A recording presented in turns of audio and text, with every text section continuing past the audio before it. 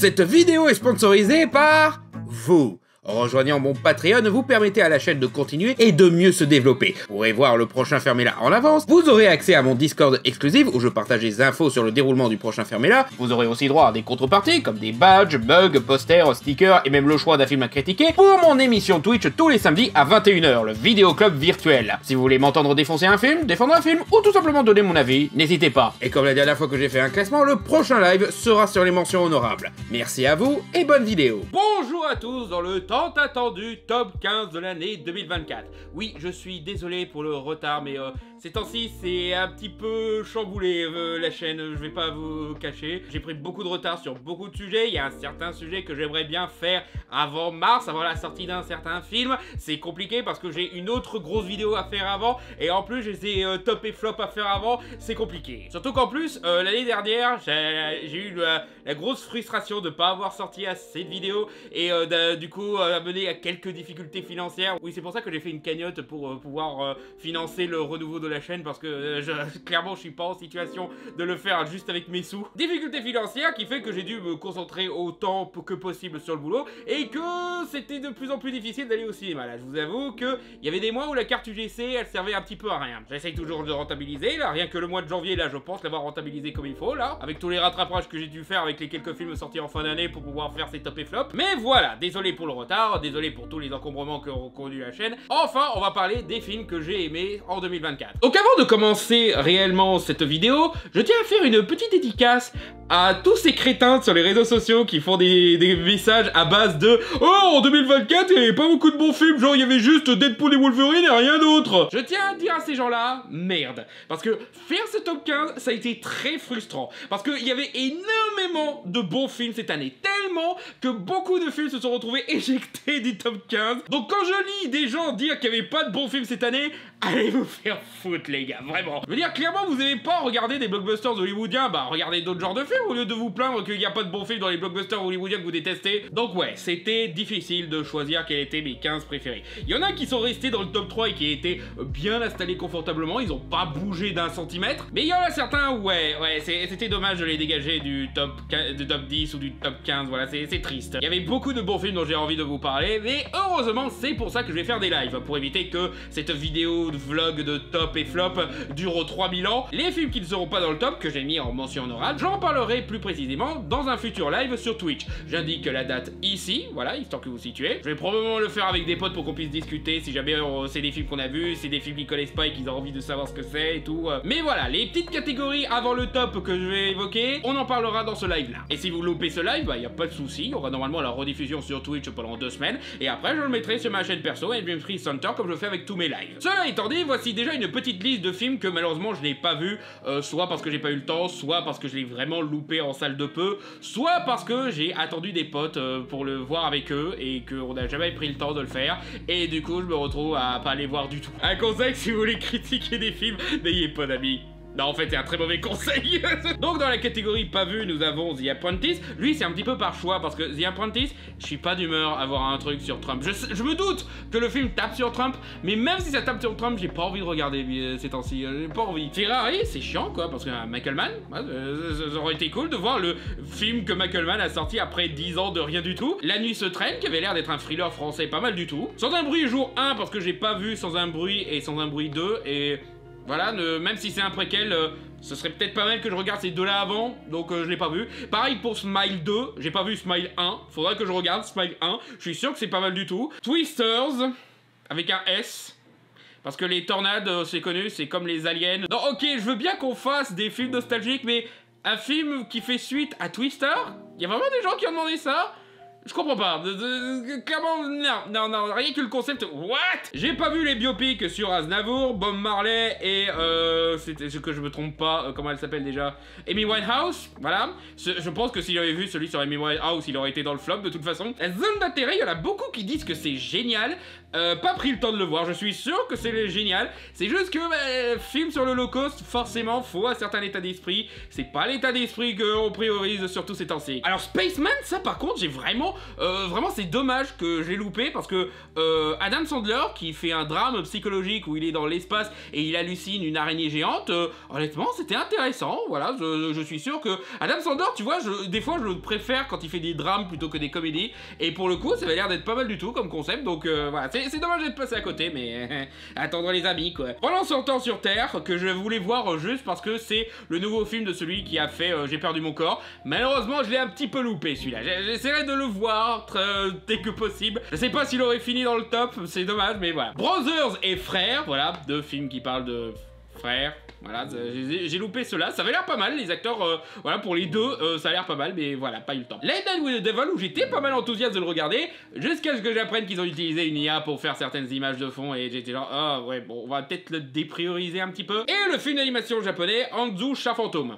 Oh, il y a aussi Mémoire d'un escargot, voilà, le film en stop motion. Et des films d'animation qui ont l'air très intéressants, mais malheureusement, voilà, je les ai loupés, j'espérais les voir avec des potes, c'est pas arrivé, ça arrive. Donc voilà, si vous trouvez pas ces films-là dans les top ou flop, c'est normal. Mais enfin, entrons dans la catégorie film bon, mais pas assez. Tout d'abord, nous avons le flic de Beverly Hills Axel F, voilà, j'ai très agréablement surpris. Encore une fois, j'en parlerai plus en détail dans le live consacré aux mentions honorables. Deadpool et Wolverine, alors peut-être qu'on en parlera durant le live, mais je pense surtout que je vais garder la plupart de mes arguments pour le fermer là qui arrive. Spoiler, pour moi c'est le meilleur film Deadpool. Peut-être pas le meilleur film de super-héros de l'année, ou peut-être pas le film que Marvel doit reproduire absolument, mais le meilleur des Deadpool, ça oui. Trap, alors meilleur que les deux derniers Shyamalan, c'est pas encore ça. Kinds of Kindness, que j'ai vu juste pour le réalisateur parce que son autre film se retrouve dans le top, je vais pas encore dire en quelle position, et c'est pas mal du tout, c'est intéressant, mais on en parlera. Léo, la fabuleuse histoire de Léonard de Vinci, voilà, film d'animation francophone, j'ai envie de dire, je sais plus quelle nationalité il y avait, je suppose qu'il y a pas mal de français, je crois qu'il y avait un petit peu d'italien ou de britannique, je sais plus, mais voilà, c'était mignon. Long Legs, alors, c'était spécial, c'était... Je suis pas sûr de ce à quoi je m'attendais, mais ça... Presque déçu, mais je trouve quand même qu'il se défend sur pas mal de points. C'est juste que j'ai un blocage. On en parlera du Roll Likes. Rebel Ridge, très agréable surprise. Alors celui-là, je l'ai vu juste pour le titre, parce qu'il est trop drôle le titre. Vampire humaniste cherche suicidaire consentant. Là, je suis désolé, à titre comme ça, je suis obligé de regarder. Hein. May December, je suis allé le voir totalement à l'aveugle. Je savais juste que c'était un drame avec Nathalie Portman et j'ai oublié son nom à l'autre, désolé. Que c'était un drame psychologique et tout. Et c'était intéressant du coup de découvrir qu'est-ce que ce film racontait réellement. Peut-être que ça m'a laissé un petit peu trop de froid. Fall Guy, ouais, c'était marrant. Peut-être pas le meilleur film du réalisateur, mais c'était marrant. Love Like Bleedings, alors je comprends totalement pourquoi il y a autant de gens qui ont kiffé ce film. Je l'ai kiffé aussi, peut-être moins que d'autres, mais c'est vrai qu'il était très cool celui-là. Transformers One, alors grand engouement de la part des fans de Transformers qui enfin, ils ont eu le film Transformers qu'ils voulaient depuis les premiers films Transformers par Michael Bay. Et c'est vrai que c'est excellent sur pas mal de points, sur d'autres un petit peu moins, notamment la comédie et peut-être le jeu d'actrice de certains, mais on en parlera pour le live. Violent Nature, voilà, qui était une expérience intéressante. Boys Kill Walls, qui était un petit peu mou du genou pour un film d'action qui se veut rigolo, mais il y avait quand même des bons moments. Le film Nicky Larson, qui était une très bonne surprise. Ice on the TV Glow, alors... Comme Love Like Bleeding, je comprends totalement pourquoi ce film me fascine beaucoup. Celui-là, il m'a laissé un petit peu de froid, mais je vois conceptuellement pourquoi les gens trouvent ce film fascinant et pourquoi ils ont un certain attachement pour ce film. On en parlera pour le live, encore une fois. La vie de Clarence, une expérience intéressante, et c'est un petit peu rigolo de voir que ce film a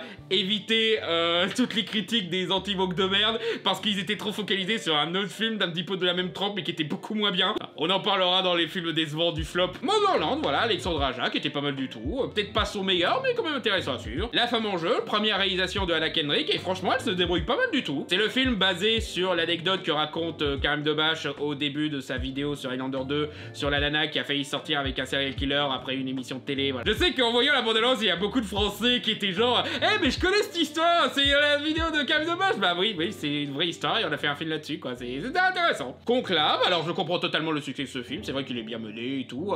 Encore une fois, peut-être que ça m'a laissé un petit peu froid sur certains bords, mais je comprends que les gens le kiffent. Civil War, là par contre j'ai un peu plus de mal pour voir pourquoi il y a autant d'engouement. C'est pas mauvais, mais il y a des moments où je me dis il est un petit peu passé à côté de son sujet, mais bon, peut-être que c'est moi qui ai pas compris que le sujet c'était pas ça. L'amour ouf, je comprends totalement pourquoi les fans de cinéma français défendent ce film. Il est très attachant en effet, il y a beaucoup de bonne volonté dans la mise en scène, Peut-être qu'il y a certains trucs qui sont un petit peu ratés dans la mise en scène par-ci par-là, mais voilà. Un petit truc en plus, c'était mignon. Voilà, pas grand-chose à dire sur celui-là, c'était mignon. Je comprends que les gens aiment bien, voilà, c'est un petit film feel good, quoi. D'une, deux, voilà, j'ai un petit peu tardé à regarder celui-là, mais ouais, autant j'ai des soucis avec la vision de Denis Villeneuve sur la saga Dune, autant, ouais, allez, tiens debout, ouais, désolé, je sais qu'il y en a beaucoup qui le mettent genre au sommet de leur top de l'année, mais il est pas trop sensible à cette approche-là.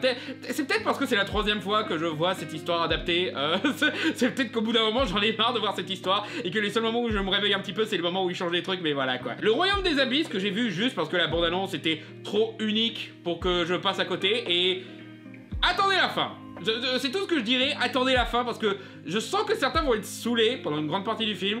La fin contextualise tout, vous comprendrez ce que je veux dire. Nosferatu, alors au vu du réalisateur, je me disais que c'était parfait de lui confier une adaptation de Nosferatu, et bah pour le coup, ouais, c'est sans surprise excellent. Et le film d'animation japonais Blue Giant, un film sur le jazz, voilà, qui était imparfait en termes d'animation, mais ça se voit que c'est plus un problème de budget que d'idée, parce que quand ils ont une idée, ils y vont à fond et ça va. Et pour les quelques que j'ai oubliés dans cette catégorie, stop motion, film d'horreur particulier mais très intéressant. Le Seigneur des Anneaux, la guerre des Rohirrim était mieux que je me craignais. Et Piece by Piece était une expérience très intéressante. Et une petite sous-catégorie pour vous dire à quel point c'était frustrant de faire ce top, j'ai fait une catégorie presque dans le top. Alors, il y avait par exemple The People Jokers, dont j'avais parlé dans mon précédent Fermela sur Joker Folie à 2, qui est vraiment une très bonne expérience visuelle et tout, mais on en parlera plus en détail dans le live, encore une fois. Saturday Night, voilà, alors... Autant oui, il y a peut-être certains points qui ont été surdramatisés juste pour rendre cet événement encore plus spécial qu'il ne l'est, mais je trouve quand même que c'était bien mené, et c'est probablement même un des meilleurs films de Jason Reitman. Maxine, je comprends pas pourquoi tout le monde défonce ce film, genre, il y en a qui disent « Oh, il se contente d'enchaîner les clichés des années 80 », oui, mais il le fait pas gratuitement, il commente là-dessus, voilà, il fait des trucs avec, mais bon, encore une fois, plus en détail dans le live. Challengers, oui, voilà, je fais partie de ces nulos qui trouvent Challengers trop bien, pas assez pour le mettre dans le top, parce que... mes goûts, qu'est-ce que vous voulez que je vous dise, hein, mais voilà quoi, moi qui suis pas fan de tennis, j'ai quand même trouvé cette dualité intéressante et tout, et voilà. American Fiction, voilà, c'est un film dont pas beaucoup de gens ne parlent, et pourtant, je trouve qu'il a des propos intéressants sur la représentation des noirs dans les médias, dans la fiction et tout, et comment ça peut être frustrant pour certaines catégories de noirs qui font en sorte justement de pas correspondre à ces standards-là, à ces attentes-là, mais voilà quoi. Iron Claw, alors oui, excellent drame, et encore une fois, Zac Efron, il me surprend à quel point il est bon acteur, en fait. Je me souviens de l'époque où je me moquais de son mauvais jeu d'acteur dans les School Musical, mais en fait, il s'est beaucoup amélioré, hein. Et ouais, dur comme film.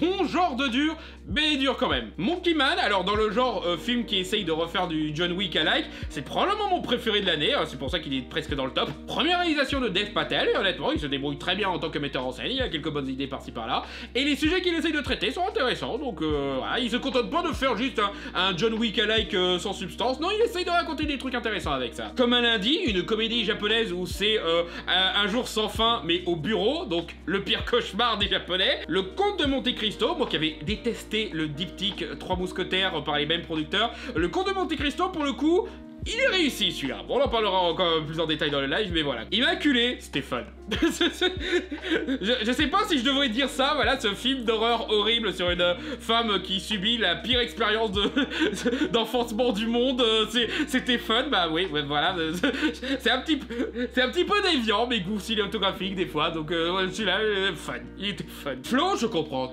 totalement pourquoi tout le monde est fou de ce film d'animation, parce que c'est vrai qu'il est magnifique, qu'il va jusqu'au bout de son idée, qu'il a quand même des aspects assez captivants et tout, mais voilà, il y a quand même des films que j'ai plus aimés. Je sais, ça va paraître un petit peu blasphématoire que je mette du Pixar et du DreamWorks dans mon top, mais que je mets pas Flo, alors que tout le monde tombe amoureux de Flo.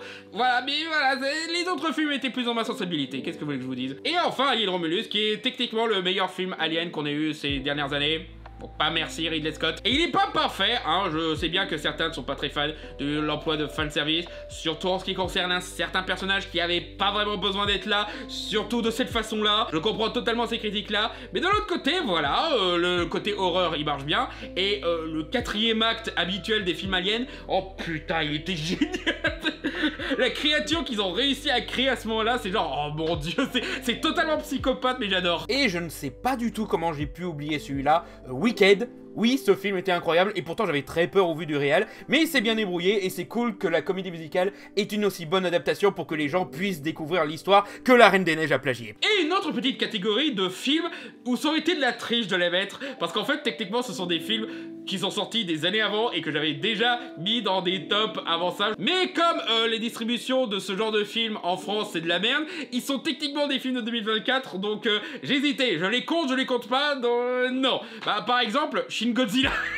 Oui, Shin Godzilla, techniquement c'est sorti cette année, le meilleur film Godzilla de ces dernières années, celui fait par Hideaki Anno, je crois qu'il est sorti en 2016 et c'est à peine maintenant qu'il sort, c'est n'importe quoi. Parce que vraiment c'est une adaptation très intéressante du personnage, voilà, le fait qu'il ait voulu se concentrer sur le côté politique autour de comment on va riposter et reconstruire le Japon après une attaque de Godzilla, ça paraît chiant dit comme ça, mais en vrai c'est la partie la plus fun du film. Et We're the Alien Comic Story, c'est un des meilleurs rôles de Daniel Radcliffe, très bonne parodie de biopic qui pourtant on continue à faire des biopics aussi stéréotypés et que ce truc là. Je crois bien que j'en avais déjà parlé en mention honorable dans un précédent top et voilà quoi. Bon, ça c'est fait, on va enfin passer aux films qui sont concrètement dans mon top. Et en numéro 15, on commence avec du Quentin Dupieux. Oui, c'est ce genre de top, Dali. Alors Quentin Dupieux, je dirais pas que c'est un de mes réalisateurs préférés, loin de là. En fait, c'est un réalisateur que je trouve intéressant, mais c'est rare que certains de ses films, j'ai envie de les revoir, tu vois. Genre, ils ont eu des idées intéressantes, ils ont un propos intéressant, et ils ont un style intéressant, je me répète, je sais, mais voilà, j'ai pas beaucoup d'adjectifs pour parler de Quentin Dupieux. Des propositions qui s'arrêtent à ça, qui soulèvent des questions par-ci par-là. C'est pas le genre de film que tu revois régulièrement. Exception faite de Dali. Parce que Dali, bien sûr, comme il se concentre sur un artiste avec un style visuel bien intéressant, bah du coup, la mise en scène, les cadrages et les images qu'il crée dans ce film, bah du coup, il se fait plaisir, quoi. Genre vraiment, ça donne un peu l'aperçu de qu'est-ce que ça donnerait si Dali faisait un film. Et surtout, bah c'est pas un de ces biopics qui essaye de retracer sa vie ou quoi que ce soit. Non, en fait, il s'en fout de ça, tu sais. Dali, en fait, c'est même pas vraiment la vraie personne, c'est plutôt la figure daliesque, voilà, limite, c'est un être mythologique qui le journaliste essaye de comprendre et tout, en entrant dans son univers, mais genre, son univers, bien sûr, comme c'est un univers surréaliste, il a aucun sens, il arrête pas de changer de dimension, littéralement, genre, il y a une séquence hilarante, qui est pratiquement du Inception, où à chaque fois, tu te rends compte que t'es dans un rêve, et l'emploi de différents acteurs pour jouer Dali, ça déjà c'est une super idée parce que ça permet de montrer justement la versatilité du personnage, mais surtout l'univers qu'on crée autour de lui, voilà, le fait que son tableau avec le mec avec la tête toute déformée, qu'il avait besoin d'une canne pour la tenir en haut, et ben ça se passe dans un monde où cette personne existe pour de vrai, il a vraiment cette condition et il prend vraiment la pose littéralement pour Dali. Le fait qu'il ait une servante qui vient le voir directement pendant qu'il essaie de peindre en lui disant vous avez un coup de fil, elle amène le plateau avec le téléphone, il décroche,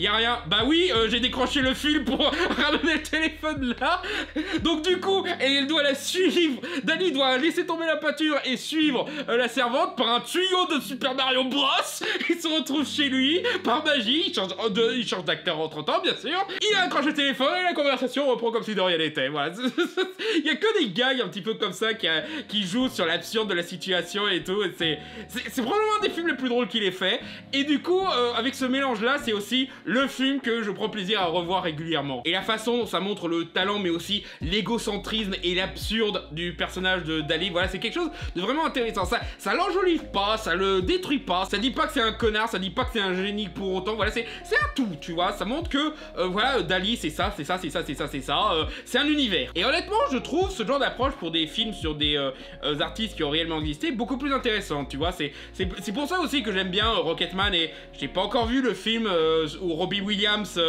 est un singe. Je sais qu'il y en a beaucoup qui kiffent ce film, et je l'ai pas encore vu parce que j'ai voulu prioriser les films de 2024 avant d'enchaîner les films de cette année, voilà, on est déjà en 2025, merde. Et voilà, j'aime bien ce genre d'approche où on essaye pas d'être ultra réaliste et montrer façon drame hollywoodien à quel point on était important à notre époque. Non, on montre juste comment c'est de vivre dans sa tête, comment c'est son univers et tout. C'est une approche beaucoup plus intéressante intéressante et pour le coup, un meilleur hommage à ces artistes-là, quoi. Donc voilà, d'habitude, Quentin Dupieux, il me laisse de froid, mais là, pour le coup, c'est probablement mon Quentin Dupieux préféré. Même mieux que Réalité. Numéro 14, alors celui-là, je m'attendais pas à ce qu'il se retrouve dans le top à la base, parce que c'était un film qui était un petit peu mal parti avant qu'il ne sorte, et c'est La Planète des Singes, le Nouveau Royaume. Parce que autant j'étais ouvert à la question de faire encore un autre film qui se passe dans l'univers de La Planète des Singes, je veux dire, c'est un univers qui est suffisamment riche, on l'a vu avec la série d'origine que, oui, tu peux faire autant de suites que tu veux, tu as toujours une proposition intéressante, et ouais, tu peux continuer à raconter l'histoire après la mort de César avec un nouveau casting, à montrer comment le monde des singes a évolué et tout, est-ce qu'il y en a toujours des problèmes avec les humains, est-ce qu'il y a d'autres problèmes entre les singes qui se produisent et tout, donc le concept en soi, j'étais à bord. C'est pour le choix du réalisateur et la tronche qui avait un petit peu certaines bandes annonces, que ça m'inquiétait un petit peu, parce que clairement, ouais, on laisse tomber l'approche pessimiste de Matt Reeves et on essaye vraiment de faire un blockbuster un peu plus classique, et on fait venir le réalisateur qui a fait la trilogie Labyrinthe. J'ai vu que le premier Labyrinthe, à ce qui paraît c'est le meilleur de la trilogie, et avec cette idée en tête, je me disais, on est dans la merde. Finalement, j'ai été très agréablement surpris. Voilà, quand j'ai su que le réalisateur Wes Ball, après ce film-là, il voulait faire un film Legend of Zelda, j'étais genre, non, touche pas à ça. Maintenant que j'ai vu son film Planète des Singes, je me dis, ok, je vois en effet en quoi ce serait intéressant de te confier un film Legend of Zelda finalement. Parce qu'en gros, ce mec, il a pris le monde de La Planète des Singes, il a pris ce qu'avaient laissé les films de Matt Reeves, et il en fait un film d'heroic fantasy pratiquement, tu vois, avec ce petit villageois qui essaye de suivre les traditions que de son village, mais il y a quelque chose qui l'amène dans une grande aventure où il va devoir voyager, voilà, son village se fait détruire ou un truc comme ça, et ce voyage va lui permettre de comprendre d'autres secrets, d'autres aspects de son monde, voilà, de voir la richesse de son monde, et en quoi il doit reconstruire ce monde, en quoi il doit le faire évoluer, etc. C'est une très bonne approche, voilà, c'est très intéressant. La mise en scène, voilà, elle fait le café, il y a quelques plan de caméra libre qui marche bien, surtout vers la fin. Le méchant principal, voilà, il est ultra débile, mais il est débile dans le sens fun, tu vois.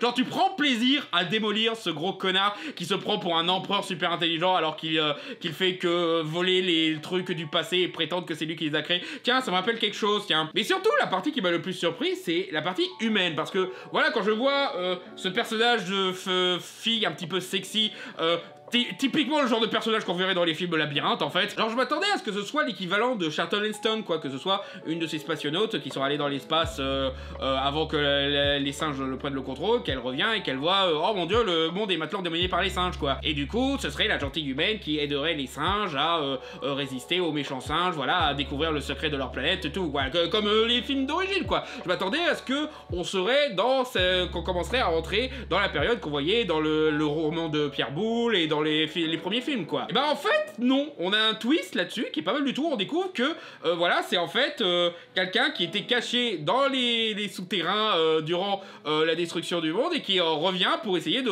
retrouver une pile d'énergie ou quelque chose. Et c'est là que tu te rends compte, les gens qui vivaient sous terre, voilà, les hommes nucléaires, c'est vrai qu'il y avait cet élément dans le lore de La Planète des Singes. Ah putain, je les avais oubliés ceux-là. Et plus le film avance, et plus tu commences à comprendre que ce personnage, tu pensais qu'elle allait être la gentille humaine copain avec les singes et tout, c'est parti pour être l'antagoniste principal de cette nouvelle trilogie Planète des Singes. Et là-dessus, je suis genre, je suis à bord. C'est vraiment intéressant, vous l'avez mené de façon assez subtile en lui donnant une évolution un petit peu logique et tout. C'est quand même un petit peu décevant de voir qu'elle devient une méchante et tout. Mais de l'autre côté, voilà, t'as ce côté un petit peu Anakin Skywalker, genre tu vois d'où elle vient, tu vois comment elle a évolué en cet antagoniste et tout. Et t'as cette relation amitié-haine entre elle et le singe principal qui est vraiment intéressante à suivre parce que t'es un petit peu comme lui, t'as envie qu'elle soit une meilleure personne et tout, mais t'arrêtes pas de voir des signes genre non, c'est la pire des connasses, non, laisse tomber, c'est une relation toxique finalement. Donc ouais, à chaque fois je suis surpris par les films Planète des Singes, quoi. Chaque fois que j'en vois un, je me dis non, c'est pas possible, là tu vas voir, cette fois ça va être le film de trop, toujours pas. Et là on est quoi, 4ème de cette saga là, et on doit être 10ème là, dans toute la saga comprise. La seule exception finalement c'était le film de Tim Burton, voilà, donc je suppose que la morale de l'histoire c'est prenez pas des réalisateurs qui ont déjà une réputation pour faire un film de Planète des Singes, prenez des nouveaux réalisateurs qui ont des choses à prouver. Bah ça a marché pour Matt Reeves, ça a marché pour Wes Ball, pourquoi pas, hein. Le seul défaut c'est que oui, en effet, on perd un petit peu du gravitas et du côté drame de la saga de César et des films de Matt Reeves, ce qui était un petit peu à prévoir, mais une fois que t'as accepté que voilà, on n'est plus vraiment dans ce style là, ça passe, tu vois. Les effets spéciaux sont peut-être un petit peu moins soignés, mais ils sont quand même pas mal soignés. Et disons-le, ces temps-ci, faut se calmer un petit peu sur les critiques d'effets spéciaux. Au vu de la situation de l'industrie, on sait très bien que c'est pas la faute des films, c'est pas la faute des réalisateurs, c'est souvent la faute des producteurs qui gèrent mal les équipes d'effets spéciaux. Mais ouais, beaucoup aimé celui-là, beaucoup aimé la façon dont il mélange heroic fantasy et science-fiction et tout. Le fait que le monde des humains soit littéralement cette ancienne civilisation magique qui avait découvert le secret de l'univers et qui a tout détruit et tout par leur orgueil, voilà. Vraiment, j'aime beaucoup cette approche et j'ai hâte de voir jusqu'où ça va aller. En numéro 13, nous avons le film d'animation Netflix Ultraman Rising. Alors, je crois que je l'avais expliqué quand j'avais parlé de Shin Ultraman dans un précédent top. Ouais, je suis pas très fan d'Ultraman, je connais pas des masses le lore et tout, je sais juste que c'est un mec qui vient de l'espace, qui est capable de devenir grand et qui combat des aliens pour protéger la Terre, voilà, un truc classique dans ce genre de héros japonais. Et quand j'ai vu que Netflix voulait faire un long métrage d'animation dessus, j'étais genre... pourquoi pas, voilà, il y a quelques visuels qui montrent que clairement Spider-Verse est passé par là et on se lâche encore plus dans une diversité esthétique vraiment intéressante, voilà, de l'utilisation vraiment cool à voir, alors, mais sans pour autant trop copier Spider-Verse. C'est ce que j'aime bien vraiment dans la tendance à Spider-Verse, c'est que il y en a beaucoup qui ont clairement pris inspiration, mais aucun de ces films ne se ressemble réellement. T'as juste quelques gimmicks et quelques idées conceptuelles qui sont communes, mais à chaque fois ils en font quelque chose de différent, c'est ça qui est vraiment cool avec ce nouveau genre. Mais quand j'ai vu que la plupart du film ce serait Ultraman qui doit s'occuper d'un bébé kaiju et que ça allait être surtout des scènes rigolotes, j'étais genre... ah, ouais, peut-être trop animation américaine pour le coup. Bah finalement non. Finalement, il y a toujours des petits moments qui font un petit peu comédie par-ci par-là, mais le film est clairement pas une comédie. Donc clairement, il prend au sérieux son univers, il prend au sérieux ses personnages, il met vraiment bien en place le drame de cette version d'Ultraman. C'est pas le Ultraman original dans celui-là, voilà, c'est le fils de l'ancien Ultraman qui a pris sa retraite, voilà, qui maintenant doit essayer de jongler entre son devoir de Ultraman et ses passions à lui, voilà, il veut être champion de baseball, des trucs comme ça et tout. Et maintenant, il va devoir s'improviser papa pour un putain de kaiju. Donc du coup, voilà, il y a une situation drame, vie quotidienne et tout qui marche bien, voilà, qui est plutôt bien dosée, voilà. Et qui permet à ce personnage qui est d'abord un petit peu égocentrique et tout, de mûrir et de vraiment être passionné par son envie d'être père, de vraiment bien s'occuper du gamin et de vraiment tout faire pour essayer de le protéger. Ce qui fait que finalement, la relation entre Ultraman et le bébé kaiju, bah c'est probablement le truc le plus touchant du film. Rajoute à ça le fait que, oui, l'animation est superbe, voilà, ils se permettent de superbes idées en termes d'action, en termes de cadrage, d'imagerie et tout. Non, vraiment, c'est un très beau film. Même des concepts qui semblent complètement ridicules, comme il y a un moment où le vieux Ultraman finit par se retransformer en Ultraman, et il y a le détail rigolo de voir qu'il garde sa moustache en métal. Voilà, c'est tout con, et quand tu vois ça, tu rigoles un petit peu, mais de l'autre côté, t'es toujours à fond dans l'action quand ça arrive, voilà, t'es toujours investi par ce qui se passe. Le seul petit défaut, peut-être, c'est un faux défaut, j'ai envie de dire, je comprends pourquoi ils l'ont pas fait, mais peut-être que la façon dont ils ont amené le méchant, peut-être qu'une rédemption, ce serait pas du luxe, tu vois, mais je comprends que, ouais, non, on montre que finalement, que le truc qui le motive avec le méchant, ça finit par causer sa perte, voilà, histoire de donner un truc dramatique. C'est juste, c'est dommage, ça sert pas directement de leçon pour les gentils, mais bon. Et puis voilà, c'est un univers assez intéressant de comment on coexiste avec ces attaques récurrentes de kaiju, la responsabilité du héros, sa réputation par rapport au reste de la population et tout. Il y a des bonnes idées, vraiment, ils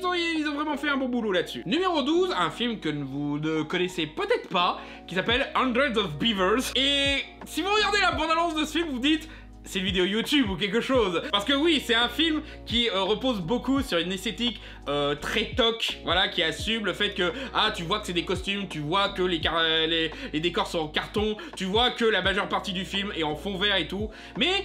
clairement, il s'en fout, le réalisateur. Il se dit, ok, vous voyez que c'est toc, mais je vais quand même faire mes trucs avec ça. Et il en profite vraiment pour faire vraiment de la comédie Looney Tunes, Tom et Jerry-esque, vraiment fun. C'est créatif, c'est bien rythmé, il y a des tas de gags visuels, de montage et tout qui marchent super bien. Ce film est hilarant. C'est une nouvelle pépite en termes de comédie là-dessus. Il y a des aspirations aux jeux vidéo, même, parce que voilà, l'un des enjeux, c'est je vais devoir récolter tel truc pour pouvoir acheter tel truc, et ensuite, avec ce truc, je vais devoir me récupérer tel truc, etc. Il y a des moments où il se crée une carte, voilà, il apprend un petit peu à comment faire les pièges et tout. C'est vraiment fascinant de voir comment ce personnage essaye d'évoluer dans son univers de chasseur pour essayer de survivre, pour essayer de obtenir la femme. Voilà, c'est montré de façon volontairement ridicule, donc je vais pas trop critiquer le côté sexiste de la chose, c'est la blague. Et aussi, ça assume que c'est un film quasiment sans dialogue. Les quelques dialogues, voilà, on assume le fait que c'est un film muet, donc les quelques dialogues qu'il y a, c'est juste des écriteaux et ça s'arrête là, quoi. Alors, et même ça, c'est très rare. l'histoire. Le reste du truc, il arrive parfaitement à se comprendre avec les visuels, avec les bruitages, avec le simple cadrage. Vraiment, le fait que ce soit toc, c'est pas un handicap pour ce film, c'est une force parce que du coup, il peut faire toutes les images qu'il veut et être ultra créatif dans sa mise en scène, dans ses idées humoristiques et tout. Et c'est pas non plus un film juste débile, non, tu vois qu'il y a une vraie intelligence à comment construire cet univers et on peut même voir une sorte de propos dans le fait que l'antagoniste de ces films, c'est ces espèces de castors qui essayent de construire une civilisation industrielle et que finalement elle se fait détruire un petit peu par le simple besoin d'un seul homme et tout. Il y a des choses intéressantes qui sont racontées malgré tous les gags débiles qu'il y a. Genre ça a l'apparence d'un film débile. Non même pas, ça me pas vraiment l'apparence d'un film débile parce que à cause de son esthétique noir et blanc, live action et tout, ça donne l'impression des fois que c'est un thriller psychologique à la 24. T'as l'impression que c'est ça donne un petit peu cet effet bizarre, mais je vous assure, c'est une comédie, une très bonne comédie. Je pense sincèrement que vous pouvez montrer ça à des gosses, vraiment. Mais voilà, malgré le fait que ça a l'air complètement débile conceptuellement, en fait c'est très intelligent. Et c'est bien quelquefois de rappeler que oui, les meilleures comédies, c'est intelligent, c'est réfléchi, c'est construit, ça demande l'effort. Et je vais pas en dire plus que ça parce que vraiment, là, le mieux que je pourrais faire là maintenant, c'est vous gâcher la plupart des surprises et des gags dans ce film. Donc, essayez de retrouver le film et découvrez-le par vous-même et vous allez voir, ça valait le coup. Numéro 11, encore un film d'animation Netflix associé avec DreamWorks, La Nuit d'Orion. Là vous vous dites, oh, allez, ça va encore être un film mignonnet dont tout le monde se fout. C'est écrit par Charlie Kaufman. Oui, Charlie Kaufman, le mec qui a fait Dans la peau de John Malkovich, qui a fait adaptation Eternal Sunshine of the Spotless Mind, il a écrit un film pour enfants. Rien que ça devrait vous intéresser. Et pour le coup, ouais, c'est assez intéressant. Il crée cet univers un petit peu Terry Pratchettien, tu vois, où c'est un gosse qui a peur de tout, qui a encore plus peur du noir. Mais le noir, il en a marre d'être effrayant et tout. Donc il essaye d'être copain avec cet enfant, essayer de prouver que, hey, j'ai de la valeur quand même, arrêtez d'avoir peur de moi, voilà. Et du coup, il le fait rencontrer d'autres concepts de la nuit, genre les petits bruits, les inquiétudes, les rêves.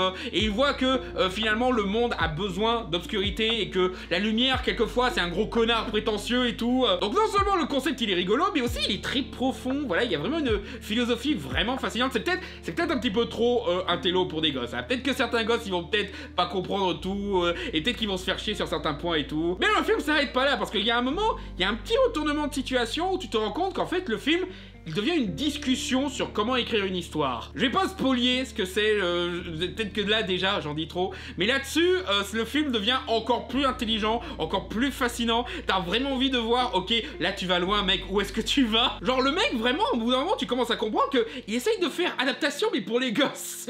Alors, bien tenté hein, c'est juste que adaptation déjà de base, il y a beaucoup d'adultes qui ont probablement pas compris, mais alors les gosses, même si c'est simplifié à fond, c'est bien d'essayer, je sais pas si ça va marcher, mais c'est bien d'essayer quoi. Donc ouais, le film est très fascinant là-dessus, rajoute à ça le fait que l'animation, voilà, c'est du DreamWorks post-Chapeauté 2, donc du coup, ils assument des proportions un peu plus cartoonesques, ils assument une stylisation, t'as certains personnages, t'as l'impression que c'est des Muppets, en fait, avec la texture et tout, qui est vraiment pas mal du tout, la façon dont le dark, voilà, l'obscurité bouge et tout, voilà, il y a pas mal de bonnes idées visuelles et tout, il y a pas mal de bons gags, même si tu captes pas le côté philosophique, t'as quand même une bonne histoire d'amitié entre des personnages un petit peu rigolos, quoi. Numéro 10, enfin, un bon film de Robert Zemeckis, Here. Here, si vous n'avez pas entendu parler, c'est l'adaptation d'une bande dessinée qui repose sur un seul cadre. Et le temps passe dans ce cadre. Ça se passe entièrement dans ce salon de cette maison dans une banlieue américaine et le film n'arrête pas de voyager dans le temps tout en restant dans ce simple cadre tout le reste du film. Déjà là-dessus, il y a un concept vraiment intéressant et la façon dont il l'exploite pour raconter l'histoire de cette famille, voilà, de ses origines, la comparer aux anciens propriétaires de cette maison, montrer qu'il y a une espèce de cycle qui se répète ou qui se casse chaque fois qu'il y a quelqu'un qui habite dans cette maison, la confrontation entre les rêves et les responsabilités du quotidien, le fait qu'on doit veiller sur sa famille mais en même temps on a envie de plus dans notre vie et tout, le fait que le temps devient limite une maladie, genre j'ai vu qu'il y en avait beaucoup qui étaient traumatisés par cette transition où t'as Robin Wright Penn qui s'arrête face caméra et qui dit waouh le temps file vite en se rendant compte que un de ses enfants a grandi très vite, qu'il y a une nouvelle, je sais plus exactement c'était quoi le contexte, c'était un truc comme ça, voilà, alors que elle rêve de partir, d'avoir une meilleure vie, d'avoir une meilleure maison, de pouvoir vivre ses rêves et tout. Et t'as cette transition où tu la vois jeune faire cette réalisation, et là elle vieillit d'un coup. On fait un bond dans le temps de 10-20 ans, quelque chose comme ça, et elle reste avec ce sourire ultra triste et tout. Tu te rends compte, oh merde, cette pauvre meuf, elle est... Donc ouais, il y a des tas d'idées vraiment dramatiques qui font mouche là-dessus. Même la façon dont il va encore plus loin dans le voyage dans le temps, où on arrive avant la construction de cette maison, on remonte carrément à l'époque des dinosaures, à l'époque des natifs américains et tout, à l'époque de l'astéroïde qui a détruit la planète et tout. Il y a vraiment cette confrontation entre l'infiniment grand et l'infiniment petit qui est vraiment fascinant dans ce genre d'histoire. C'est vraiment un truc que j'aime beaucoup quand on confronte les deux pour montrer à quel point des histoires aussi petites peuvent avoir quand même leur grande importance dans ce gigantesque univers. Comme c'est Robert Zemeckis, bien sûr, il en profite pour expérimenter avec de nouvelles technologies, ici le de-aging, en donnant à Tom Hanks la tronche qu'il avait quand il avait 20 ans pour ensuite le faire vieillir d'un coup. Pareil pour Robin Wright et Paul Bettany. Je veux dire, rien que le fait que Paul Bettany joue le père de Tom Hanks, rien que là-dessus, ils ont dû bien s'amuser avec cette idée-là, juste ça, mais en utilisant de la technologie de de-aging, justement, de faire vieillir Paul Bettany et faire rajeunir Tom Hanks, et créer cette situation absurde où, ouais, cet acteur de presque 80 ans, c'est le fils de cet acteur de 40-50 ans. Il y a peut-être quelques moments où l'effet, il passe un petit peu mal, mais en même temps, encore une fois, c'est la situation actuelle des studios d'effets spéciaux, surtout que là, on parle pas vraiment d'un gros blockbuster, on parle d'un film de Robert Zemeckis qui a sûrement galéré à trouver les financements pour faire un film, voilà. Je veux dire, c'est un drame familial qui demande un énorme budget, forcément il va galérer le mec. Et il y a des moments où il se permet un petit peu de cruauté qui marche très bien pour ce genre d'histoire, genre par exemple, j'ai été traumatisé par la scène où le tout petit Tom Hanks fait tomber sa petite sœur qui doit avoir genre 1 ou 2 ans, tu vois ce bébé en train de se casser la gueule, t'es genre oh. Et c'est juste pour un gag, mais en même temps la cruauté de ce truc, ça résume bien les difficultés de l'enfance, de gérer ces trucs et tout. Et bien sûr il s'amuse aussi à faire des cadres dans les cadres, genre vraiment il met plusieurs temporalités en même temps pour faire... La plupart du temps c'est soit pour faire des parallèles, genre par exemple ce couple de natifs américains qui se disent adieu durant un enterrement, et le moment où on retrouve leur médaillon, leur signe d'amour dans le présent, en montrant ça comme étant une petite curiosité de la nature, un petit truc rigolo, et qu'ils sauront jamais c'est quoi l'histoire derrière. Et d'autres fois c'est utilisé pour des gars, genre par exemple Paul Bettany et Tom Hanks qui essayent de réparer une fuite qu'il y a dans le plafond, tandis qu'on a un autre cadre où t'as Robin Wright qui perd les os là. Non vraiment c'est le Robert Zemeckis que je voulais retrouver, c'est le Robert Zemeckis que j'espérais voir dans son Pinocchio, que j'ai pas eu du tout. Encore une fois, le Pinocchio qu'il a fait avant, je l'ai mis dans le flop tant il était nul à chier. Donc vraiment ça fait plaisir de voir que ok, c'est pas Robert Zemeckis qui a perdu son talent, c'est que vraiment chez Disney c'est impossible de faire des bons films apparemment. Il y en a peut-être certains qui ont peut-être des trucs à redire sur le côté politique, le côté social et tout. Le côté ouais c'est bien de sacrifier tes rêves pour t'occuper de ta famille, oui ça peut bloquer certaines personnes, mais après voilà, la façon dont il a raconté c'était quand même très intéressante quoi. Non, et puis la fin où enfin la caméra bouge, là vraiment après presque 2 heures de plan fixe, c'est vrai que quand vient la toute fin et qui se permet enfin de déplacer cette caméra, t'es genre, il y a quelque chose d'incroyable qui se passe, il y a quelque chose d'incroyable qui se passe. Non vrai, vraiment, c'est le Robert Zemeckis que je voulais voir, celui qui expérimente, celui qui essaie tout le temps des idées toutes connes, mais qui arrive à en trouver une beauté, une philosophie, quelque chose de vraiment intéressant à faire avec ça, en technologie, en mise en scène, en façon de raconter une histoire. C'est ce Robert Zemeckis que j'adore et je suis content d'enfin le retrouver quoi. Numéro 9, la plus précieuse des marchandises. Enfin, un film de Michel Hazanavicius que je peux enfin me dire, voilà, ça c'est le réal de The Artist. Parce que j'avoue, ouais, j'avais eu un petit chouïa de mal à accrocher au dernier film qu'il avait fait, genre Le Prince oublié ou Ne coupez pas, voilà, qui rien que conceptuellement il y a un petit problème avec Ne coupez pas, mais voilà. Donc là non seulement il revient en force, mais en plus il revient avec un film d'animation qui se passe en période de Seconde Guerre mondiale, voilà, d'occupation nazie. C'est ce couple de bûcherons, voilà, qui vivent dans leur coin, dans je sais plus quel pays, ils disent, je sais plus s'ils disent le pays même, mais quelque part en Europe, quoi, bah, sous occupation nazie, hein, donc forcément, qui se supportent à peine parce qu'ils ont eu un drame très horrible par rapport à un enfant qu'ils ont essayé d'avoir. Et là, un jour, ils voient passer un de ces trains qui transportent les juifs qui se font déporter, et un de ces trains finit par laisser derrière un petit bébé qu'ils vont adopter, non sans conflit par rapport au fait que ils disent jamais vraiment le mot juif dans ce film, ils disent sans cœur, ce qui est une autre façon très intéressante d'essayer de raconter cette histoire. Je trouve que ce côté de pas le dire le mot directement et juste utiliser un mot un peu plus général comme sans cœur, ça donne un côté un peu plus universel qui renforce l'histoire à mes yeux. Ça, plus le fait fait que l'animation elle est superbe, genre j'aime bien qu'il y a quelquefois des contrastes dans les designs des personnages, genre la madame bûcheron, elle est plutôt mise en scène avec des proportions plutôt réalistes, et de l'autre côté t'as le mari qui a des proportions un peu plus cartoonesques avec sa barbe, sa carrure un peu plus carrée et tout, ou encore le personnage, mon personnage préféré du film, la gueule cassée, c'est horrible à dire, mais j'aime bien, il a un bon chara design. C'est horrible à dire pour ces gens qui ont été défigurés par la Première Guerre mondiale et tout, mais voilà quoi, je trouvais que voilà, il avait un bon style graphique, la façon dont l'animation l'avait fait. Surtout que de ce que j'ai vu dans le générique, apparemment c'est Michel Adovicius qui a directement dessiné les designs de base. Après ils ont dû traiter avec les animateurs pour que ça rentre bien avec ce style d'animation et tout, mais voilà, je trouve qu'il a donné des bonnes tronches au personnage pour qu'il soit bien distinct et tout. Et surtout la façon dont le personnage de la gueule cassée est écrit, voilà, c'est un personnage très touchant, tu vois, c'est quelqu'un qui sait à quel point le monde est cruel, mais qu'il est pas devenu cynique pour autant. Voilà, il est un peu plus refermé sur lui-même, mais il en est pas moins sage, bon, et qui comprend le besoin d'être humain et tout. Et il y a des belles scènes, voilà, des scènes qui virent quelquefois entre la beauté et la comédie, genre par exemple le bûcheron qui arrête pas de débattre sur le fait que le bébé il a pas de cœur parce que c'est un sans cœur et tout, et que sa femme lui fait juste toucher le cœur du bébé comme ça, et qu'il entend les battements de cœur, et le lendemain au travail il commence à se rendre compte qu'il entend le battement de cœur dans un petit peu tout, genre dans les arbres qu'il coupe, dans les haches qu'il utilise. C'est très rigolo, mais aussi c'est très pertinent parce que justement il se rend compte que oui, la vie c'est pas juste le bien et le mal, quelquefois il y a de la beauté dans tout quoi. Ça et le sous-scénario justement de la famille déportée qui ont dû laisser tomber leur enfant pour le sauver, c'est ouf. Genre c'est pas là longtemps, mais la façon dont c'est mis en scène et la façon dont ça se finit, oh la vache, oui. Le fait que, oui, il assume le fait que, ouais, il va pas y avoir une retrouvaille chaleureuse ou quoi, non, la vie est cruelle des fois, et quelque part, peut-être que c'est mieux pour le bonheur de cette gamine qu'elle ne sache jamais toute cette partie-là. Et en plus, le film est court, tu vois, c'est un très beau film qui arrive à bien raconter son concept et sait justement utiliser les bons mots pour garder un côté universel à cette histoire, voilà. Donc vraiment, ça prend pas beaucoup de temps à regarder, et on regrette pas à la fin. Le seul petit défaut peut-être que je ferais, peut-être que quelquefois l'animation sur les arbres est pas ouf, tu vois, il y a un moment où ils abattent un arbre et qu'il tombe et les arbres ils sont un petit peu... voilà, ils sont limite Lego en fait.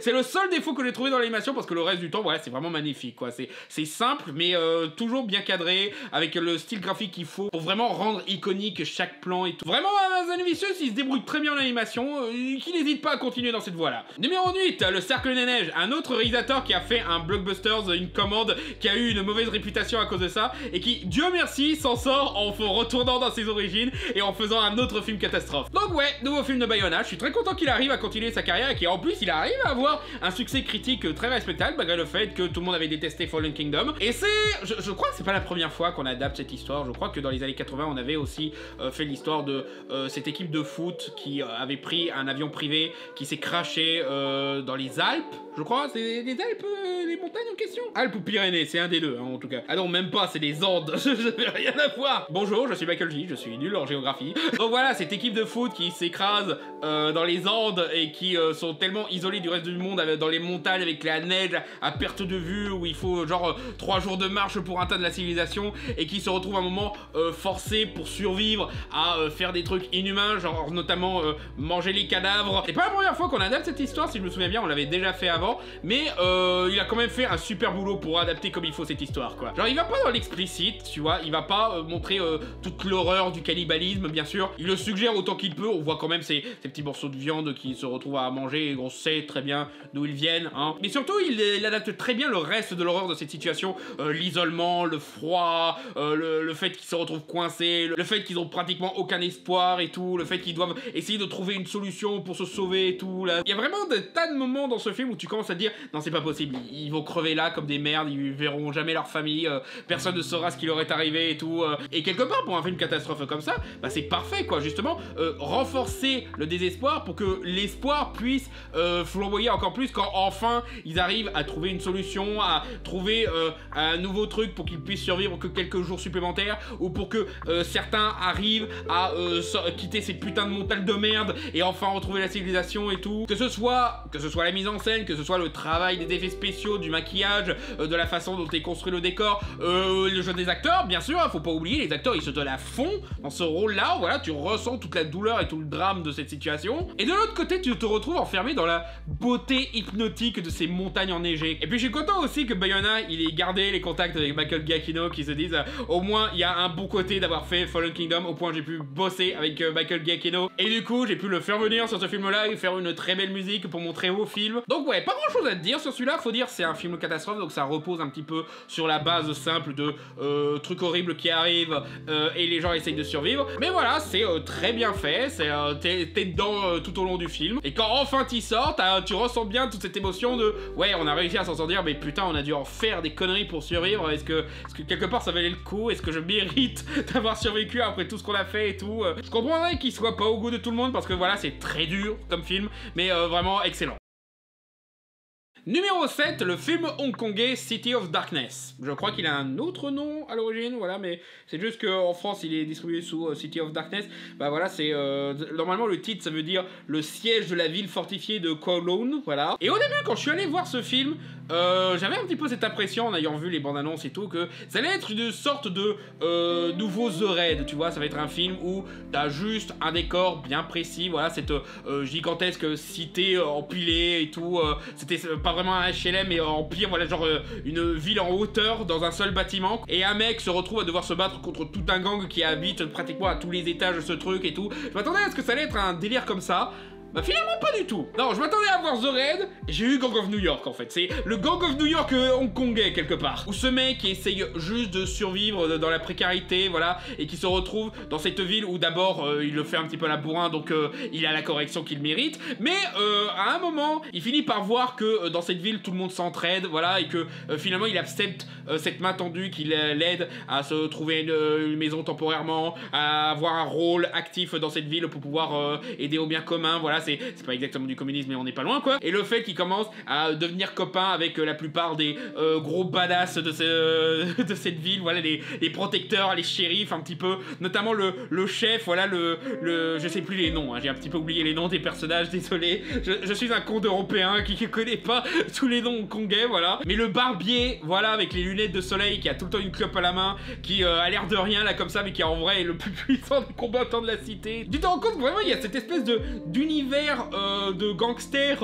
ultra exagérés, ultra caricaturaux, mais qui donne un univers bien vivant. C'est vraiment un écosystème intéressant à voir et surtout à admirer en action, quoi. Et c'est pas que l'action qui est bien, hein. Même les moments où c'est juste la nouvelle bande de potes qui se forment, qui passent du temps ensemble, qui font des blagues et tout, voilà, c'est rien que ça, voilà, c'est très touchant comme film. Tu te rends compte petit à petit que ouais, voilà, c'est pas juste un décor pour des films d'action, non, c'est vraiment une ville où t'as des gens qui vivent avec vécu, avec d'un voisinage où tout le monde s'aime bien et tout, et que c'est dommage que ce truc soit menacé, ne serait-ce que par les autres gangs qui veulent s'en emparer, ou par le modernisme à la hongkongaise où cet endroit va être démoli et tout pour être remplacé par des trucs qui arrangent les puissants ou je ne sais quoi. Et il y a aussi un petit peu une sorte de mythologie qui se met en place, voilà, sur les origines de ce gang, de ces personnages et tout, et les différentes crasses qui se sont fait les uns aux autres et tout, et le fait que on est un petit peu dans ce cycle de vengeance qui se perpétue et qui arrête pas d'aggraver la situation pour tout le monde, y compris pour les personnes qui essayent de se venger. Et sans spoiler, bon, je spoil un petit peu, mais vers la fin du film, on se retrouve un petit peu dans une situation un petit peu la Final Fantasy VI où on a perdu, fin du monde, voilà, les méchants ont gagné, mais on essaye de se reconstruire petit à petit, voilà, quelques années plus tard, on se retrouve, on se dit, ouais, voilà, on a perdu, mais on est toujours entre nous, on est toujours ça et tout. Bon... On pète la gueule à ce connard? Ouais, on pète la gueule à ce connard, ne serait-ce que pour nous, ne serait-ce que pour qu'on puisse continuer à vivre avec nous-mêmes, voilà. Donc au moins on fait ça, au moins on se dit, on a été jusqu'au bout. Et là-dessus, je suis genre, ouais, franchement, ça fait plaisir à voir. Le seul truc aussi, je préviens, alors, je spoil un chouïa pour celle-là, mais vaut mieux être préparé. Il y a un moment, tout d'un coup, il y a des personnages qui ont des super pouvoirs. Je préviens, parce que quand on a vu le film, avec des potes, on a dû faire une pause à un moment, genre, attends, quoi, il a des super pouvoirs, lui, maintenant, mais d'où ça sort? Genre, ok, la façon dont ça se battait et tout, et le fait qu'on est un petit peu dans un film hongkongais où, voilà, le surnaturel, c'est presque banal dans la plupart de ces films. Oui, je me doute que ça sort pas complètement de nulle part, mais ça sort un peu de nulle part quand même, tu vois. Mais au bout d'un moment, tu l'acceptes le délire, et ça rend le climax encore plus cool, quoi. Et d'ailleurs, j'ai pas trop parlé de l'action, mais ouais, les chorégraphies chorégraphies sont cool. Il y a Sammo Hung dedans, c'est un de mes artistes d'arts martiaux préférés, donc forcément je suis à bord. Il y a le putain de flic de Shanghai, évidemment que je vais regarder ton film. Je cite le flic de Shanghai alors que c'est probablement l'un des trucs les moins intéressants qu'il a fait de sa carrière, le mec. Mais ça, de la part d'un film d'action hongkongais, on s'y attend quoi. C'est limite une norme d'avoir des super chorégraphies, d'être suffisamment bien filmé pour bien admirer la beauté du geste et tout. C'est vraiment le fait que de l'autre côté, voilà, c'est pas juste un débile film d'action, non, il y a une vraie histoire, il y a un vrai univers mis en place, il y a des personnages attachants et tout. Non, c'est... Non, vraiment, pas super bien vendu comme film, hein. Je l'aurais pas vendu en donnant l'impression que c'est un The Raid, quoi. Franchement, il mériterait d'être un petit peu plus reconnu, celui-là. Numéro 6, le seul bon film Disney sorti cette année, Vice Versa 2. Oui, ça compte, je sais que Pixar, c'est un petit peu le rebelle au sein de Disney, mais voilà. Donc ouais, pour Vice Versa 2, j'étais à la fois excité et inquiet, tu vois, parce que d'un côté je me disais oui, il y a tellement à faire des suites sur Vice Versa, le concept il est tellement cool, tu peux parler de d'autres aspects de la vie et donner une dimension Vice Versa-esque du truc, voilà, c'est pratiquement un concept infini, tu peux en faire des tas de suites de Vice Versa, mais de l'autre côté, alors voilà, il y a toujours ce risque de tirer un petit peu trop sur la corde, il y a toujours le risque qu'on va se retrouver avec une équipe un petit peu moins talentueuse, voilà, le fait qu'il n'y avait pas Pete Docter qui réalisait celui-là, ça inquiétait un petit peu, tu vois, j'avoue. Je vais pas mentir, j'avais un petit peu ce blocage dans ma tête par rapport aux nouvelles émotions qui sont rajoutées, parce que j'arrêtais pas de me dire que, ouais, techniquement, ces nouvelles émotions, c'est juste les émotions préexistantes, mais mélangées ou avec d'autres nuances, tu vois, genre, tu peux dire que anxiété, voilà, c'est juste une partie de la peur, tu peux dire que la timidité, voilà, c'est pas pareil, c'est un petit peu de la peur, que nostalgie, c'est de la joie, tu vois, parce que justement, tout le premier film, il y avait des moments où la gamine était nostalgique, des moments où elle vivait dans cette autre ville avec ses amis de l'époque et tout. Mais tu sais quoi, en soi, c'est bien utilisé. Le propos est clair, justement, le fait que on peut plus aller dans la binarité heureux, pas heureux, voilà, il faut qu'on essaye de complexifier et tout, mais que en essayant de trop nuancer ces choses-là, on finit par se paumer un petit peu et finir par justifier un petit peu le pire dans un comportement ou quoi. Ça alors encore un commentaire très d'actualité décidément. Et justement trouver l'entre-deux que oui, quelquefois la nuance avec des émotions un peu plus complexes, c'est intéressant, mais quelquefois il faut pas non plus oublier que être heureux c'est important, se permettre d'être en colère c'est important, se permettre d'être triste c'est important. Et j'aime bien le fait qu'ils aillent dans une direction un peu plus mature avec Riley, voilà, le fait que littéralement elle ait le crise de panique, quoi, genre il y a ce débat bizarre dans les discussions des films d'animation sur les réseaux où on essaye de dire quel film est la meilleure représentation de la crise de panique depuis Chapeauté 2. Alors j'aime bien la scène de la crise de panique dans le Chapeauté 2. Faudrait peut-être vous calmer les gars, quoi. Quand vous commencez à utiliser ça pour démolir Velma, vous allez un petit peu loin dans cette discussion, quoi. Et du coup, en voyant cette scène dans Vice Versa 2 où elle commence à avoir cette crise de panique durant le climax, je suis genre, putain, il va y avoir ça dans les discussions et tout. Mais le fait qu'elle se retrouve dans cette situation où elle se retrouve à s'enfermer dans un comportement un petit peu toxique parce qu'elle veut absolument se conformer à cet idéal qu'on attend d'elle. C'est assez osé pour un film pour enfants comme ça, voilà, c'est cool de voir que malgré la situation un petit peu complexe où Pixar, ils se permettent toujours d'aller à fond de leur concept, mais quitte à sortir un petit peu des normes imposées par le modèle Disney, là. Et aussi... je peux pas m'empêcher de voir le commentaire méta, quoi. Entre cette partie-là, mais aussi le moment où les émotions se font bannir et se retrouvent un petit peu dans cette...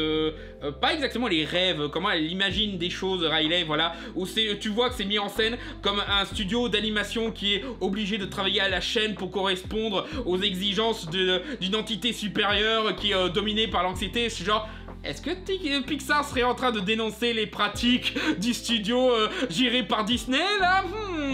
Ça, plus le fait que, ouais, le film est toujours drôle, je veux dire, tout le gag avec le personnage du jeu vidéo, il est pas là longtemps, le personnage du jeu vidéo, mais ils font tous les gags sur les bugs, les déplacements bizarres, les mouvements nuls, le fait qu'il y ait des petits pixels sur ses cheveux et tout, voilà, ils se sont fait plaisir. Là, encore une fois, tu sens qu'il y a Spider-Verse qui est passé par là, et que ils sont encore un petit peu dans leur modèle chez Pixar, voilà, ils sont encore dans leur hégémonie, mais là, pour le coup, ils se sont un petit peu permis de délire, vu que, bah oui, on est dans l'imaginaire d'une gamine, tant qu'à faire, fait venir un personnage en pixels, fait venir un personnage de dessin animé 2D et tout, mais c'est toujours mieux que Wish, quoi, voilà, Wish qui avait décidé de faire un truc à la Spider-Verse à la dernière minute, et du coup, t'as juste l'impression de voir un filtre Instagram, c'est pas ouf, quoi. Mais le reste des émotions, quoi, encore une fois, la force de Vice Versa, c'est qu'elle est capable de faire rire comme elle est capable de faire pleurer, bah oui, c'est un petit peu toute la morale de ces films, voilà, de montrer que toutes ces émotions sont importantes, et bah pour le coup, bah ça marche encore, parce que le climax, putain, j'étais tout retourné, quoi, t'avais ce plan où anxiété est complètement enfermée dans sa tornade d'émotions, littéralement, et que tu la vois essayer de se forcer ce sourire, et qu'en même temps t'as la larme qui sort, c'est un plan purement animé, quoi. C'est vraiment cool de voir vraiment ce genre d'images traumatisantes et pleines d'émotions arriver dans un film Disney. Je vais même dire, sur pas mal de points, je crois que je le préfère au premier vice-versa. Et pourtant, le premier vice-versa, c'est déjà un des meilleurs films que Disney et Pixar avaient fait, quoi. Mais là, pour le coup, ça se dispute encore. Est-ce qu'il est au même niveau? Est-ce qu'il est meilleur? Voilà, mais à aucun moment je me dis, il est moins bien. Genre, peut-être que j'ai un peu moins pleuré à la fin, peut-être qu'il n'y a pas de moment sacrifice de l'ami imaginaire, mais ce qui se passe quand même à la fin, c'est pas mal du tout niveau émotion, quoi. Donc voilà, si vous devez voir un seul film Disney cette année, Vice-Versa 2, il y a littéralement rien d'autre. Numéro 5, la sensation du cinéma de genre, The Substance. Alors déjà, la première bande-annonce, j'étais à bord, tu vois, le fait de faire revenir Demi Moore, voilà, après qu'elle était pratiquement absente des écrans depuis quoi 10 ans, quoi. Je crois que la dernière fois qu'on l'a vue, c'était dans Charlie Angels 2, ça remonte. Et de la voir dans un film où, grosso modo, elle est une actrice devenue has-been et qui participe à une expérience génétique horrible pour redevenir jeune et belle, pour réattirer l'attention du public, j'étais genre, ouais. Ok, déjà là c'est intéressant, mais la façon dont toute la com disait oh c'est le film le plus dégueu, oh vous allez avoir du mal à retenir vos boyaux et tout, et moi j'étais genre ok, peut-être que le film va en effet être dégueu, il y a de matière pour que ce soit un petit peu dégueu, ça promet d'être un film de body horror, donc c'est normal, mais une fois que j'ai vu le film, j'étais genre... Ouais, bon, ça va, j'ai vu pire. Mec, je veux dire, oui, ça peut paraître un peu plus dégueu que la normale pour certains cinéfilms, mais... moi j'ai grandi avec les Evil Dead et Brain Dead, quoi. Mais cela mis à part, ouais, je confirme l'engouement. Encore, j'ai vu qu'il y en avait certains qui le remettaient un petit peu en question parce qu'ils le trouvaient un petit peu trop débile. Genre, la partie un petit peu male gaze, je crois que ça a confus certaines personnes parce que, oh là là, il filme le corps féminin pour le rendre absolument sexy comme le male gaze absolu. Ça prétend critiquer le male gaze, mais finalement ça y participe. Pas tant que ça, tu vois, parce que c'est vrai qu'il y a pas mal de plans male gaze, mais c'est des plans qui finissent par devenir douloureux, où il y a un truc dégueu qui se passe, genre, c'est limite des plans qui, ouais, c'est un petit peu l'approche Paul Verhoeven, tu vois, genre, voilà, je te donne ce que tu veux, et tout d'un coup je fais un truc horrible qui va te traumatiser et qui va totalement tuer ton érection, quoi. Ah, et puis peut-être que ça excite certains mâles de voir certains plans sur son entrejambe et tout, mais moi, quand je voyais ces plans-là, je me disais juste... comment ce putain de maillot arrive à tenir? Comment il arrive à pas glisser ou quoi? Mais bon, c'est une autre question, quoi. Mais ouais, je suis plutôt bord, je vois totalement la critique du male gaze et je pense qu'elle arrive à bien mener ça, justement en allant autant à fond dans le male gaze. Tu vois, ça approuve jamais, parce que c'est jamais gratuit, encore une fois. Ça fait que montrer, avec le montage effréné et tout, que cette Anna, elle est en train de se tuer à se conformer à ce male gaze. Elle détruit son âme, elle détruit son être, elle détruit son corps, quoi, voilà. Donc du coup, non, j'ai pas l'impression que le film finit par... exploiter ce qu'il condamne. Non, il condamne bien comme il faut. C'est juste que pour condamner, faut quelquefois montrer. Et le côté dégueu, alors, j'avoue, la partie la plus dégueu pour moi, c'était même pas la partie body horror, c'était voir ce producteur de merde manger. Pour moi, ça, c'était le truc le plus dégueu au début du film où il mange des tas de crevettes et tout avec le bruitage, le cadrage et la façon dont ce mec il est physiquement horrible, quoi. C'est genre, ouais, non, pour moi, c'était ça le vrai truc insupportable à regarder, parce que le reste. D'un côté, quand il y a un truc gore qui se passe dans la partie où l'expérience elle devient un petit peu n'importe quoi, ou quand elle a des hallucinations, il y a un petit voyage émotionnel qui se passe à chaque fois avec moi, c'est que d'un côté, quand ça arrive, je suis genre ouf, et juste après, quand je vois un petit peu le résultat final, je rigole, tu vois. Genre, le film il assume le côté n'importe quoi série B de son truc, je veux dire.